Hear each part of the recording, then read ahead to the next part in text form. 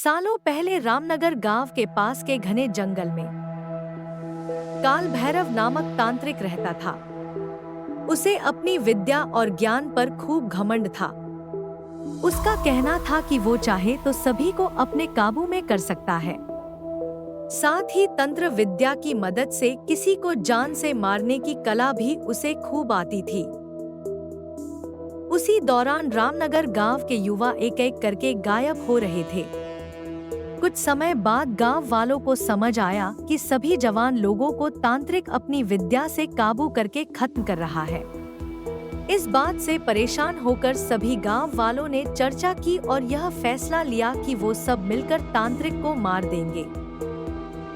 अपनी इस योजना को अंजाम देने के लिए एक दिन सभी गांव वाले मिलकर तांत्रिक के घर पहुंच गए। उस समय तांत्रिक किसी पूजा में बैठा हुआ था। इसे अच्छा मौका समझते हुए सभी ने उसे एक कुर्सी से बांध दिया और उस पर आग लगाकर वहां से चले आए।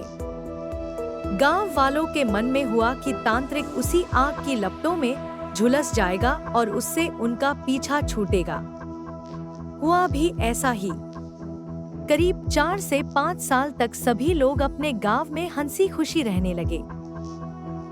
अचानक एक दिन 4 लड़के अपने शहर से घूमने के लिए कहीं जा रहे थे। तभी बीच में रामनगर गांव पड़ा। रात बहुत हो चुकी थी, तो उन्हें लगा कि थोड़ा वक्त यही गुजार लिया जाए। घूमते घूमते तांत्रिक जहां रहता था वहां पहुंच गए।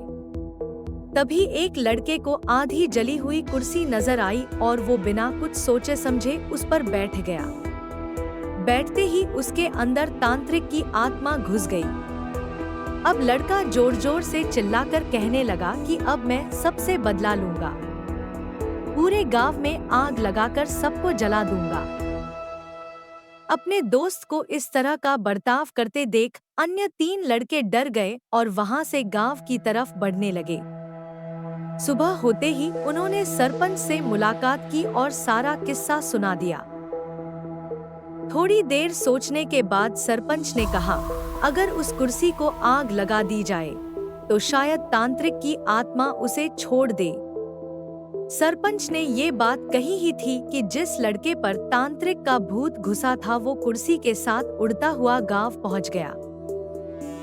अपने दोस्त को इस हालत में देख उन तीनों लड़कों ने सबसे पहले जाकर उन लोगों से मुलाकात की जिन्होंने तांत्रिक की कुर्सी पर आग लगाई थी।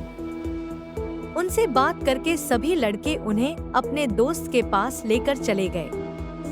जैसे ही उनके दोस्त के अंदर बैठे तांत्रिक ने कुर्सी पर आग लगाने वालों को अपने सामने देखा, उसे बहुत गुस्सा आया। गुस्से में तांत्रिक कुर्सी से उठा और उन लोगों पर हमला करने लगा। तभी उन तीनों लड़कों ने तांत्रिक की उस कुर्सी पर आग लगा दी। कुर्सी पर आग लगते ही तांत्रिक उनके दोस्त के शरीर को छोड़कर चला गया। ऐसी ही रहस्यमयी कहानियां सुनने के लिए हमारे YouTube चैनल को सब्सक्राइब करें।